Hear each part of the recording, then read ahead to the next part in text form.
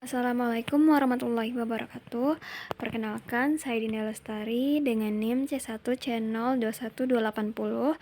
Saya akan membahas mengenai materi sumber hukum Islam. Subbab yang pertama yaitu ada 1. Definisi sumber hukum Islam. 2. Jenis sumber hukum Islam. Yang ketiga, urutan pengambilan hukum Islam. Yang keempat, mukjizat Al-Quran. Yang kelima, fungsi dan peranan Al-Quran. Yang keenam, fungsi as-sunnah.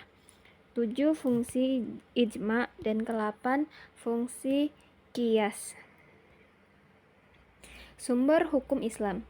Sumber hukum Islam merupakan dasar atau referensi untuk menilai apakah perbuatan manusia sesuai dengan syariah, ketentuan yang telah digariskan oleh Allah SWT atau tidak. Sumber hukum Islam yang telah disepakati jumhur atau kebanyakan ulama ada 4, yaitu Al-Quran, As-Sunnah, Ijma, dan Qiyas. 4 sebagaimana tertuang dalam Al-Quran. Jenis sumber hukum Islam. Yang pertama yaitu Al-Quran. Al-Quran adalah kalam Allah yang diturunkan kepada Nabi Muhammad SAW melalui malaikat Jibril dengan menggunakan bahasa Arab sebagaimana hujjah atau bukti atas kerasulan Nabi Muhammad dan sebagai pedoman hidup bagi manusia serta sebagai media dalam mendekatkan diri kepada Allah dengan membacanya. Tujuan utama Al-Quran adalah meletakkan suatu way of life yang mengatur hubungan manusia dengan manusia dan hubungan manusia dengan Allah. Yang kedua ada as-sunnah. Kata sunnah berasal dari kata berbahasa Arab al-sunnah yang berarti cara, adat, istiadat atau kebiasaan dan perjalanan hidup atau sirah yang tidak dibedakan antara yang baik dan yang buruk. Sunnah pada dasarnya berarti perilaku teladan dari seseorang. Dalam konteks hukum Islam, sunnah merujuk pada model perilaku Nabi SAW.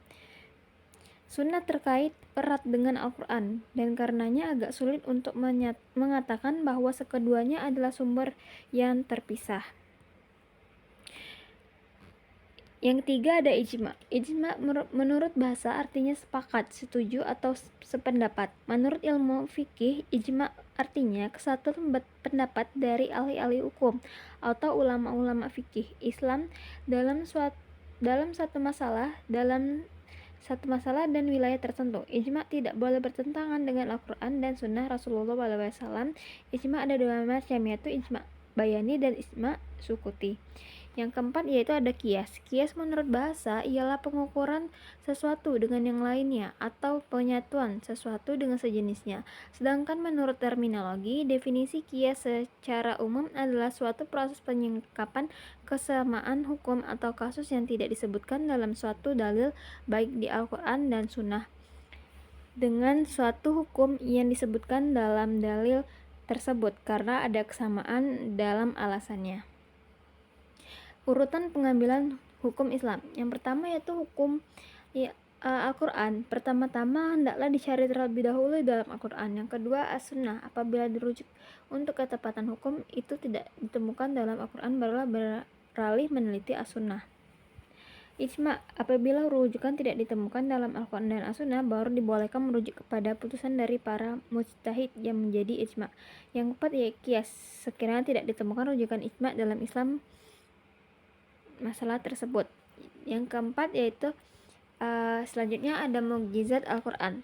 1. Ada keindahan seni bahasa Al-Quran. 2. Kandungan Al-Quran banyak memuat informasi tentang ilmu pengetahuan.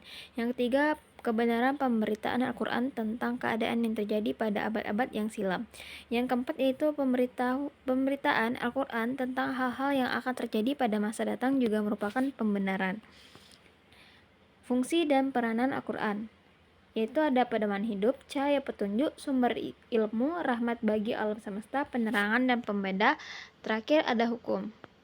Fungsi as-sunnah menetapkan dan menegaskan hukum-hukum yang ada dalam Al-Quran seperti sabda Nabi dengan rukun Islam yang 5 merupakan ketegasan dari firman Allah SWT yang memerintahkan salat, zakat, puasa, dan haji. Menetapkan suatu hukum yang belum ditetapkan oleh Al-Quran, tasyri' seperti haramnya mengawini seorang perempuan sekaligus mengawini bibinya secara bersamaan. Yang ketiga yaitu ada memberikan penjelasan arti yang masih samar dalam Al-Quran atau merinci apa-apa yang dalam Al-Quran disebutkan secara garis besar, mengkhususkan apa-apa yang dalam Al-Quran disebut dalam bentuk umum, atau memberi batasan terhadap apa yang disampaikan Allah secara mutlak. Fungsi ijma adalah untuk memutuskan suatu perkara yang terjadi di kalangan umat yang timbul dari perbedaan pendapat dan dibuatkan hukum yang mengaturnya agar tak terjadi perselisihan di antara umat yang dapat menimbulkan perpecahan. Fungsi kias itu sendiri, seperti yang telah diketahui sebelumnya, adalah untuk menetapkan suatu hukum akan suatu perkara yang baru yang belum ada pada masanya sebelumnya, namun memiliki kesamaan dalam sebab, manfaat, bahaya, dan berbagai aspek dengan perkara terdahulu sehingga dihukumi sama. Sekian presentasi dari saya. Apabila ada salah kata, saya mohon maaf. Saya akhiri. Wabillahi taufiq wal hidayah. Wassalamualaikum warahmatullahi wabarakatuh.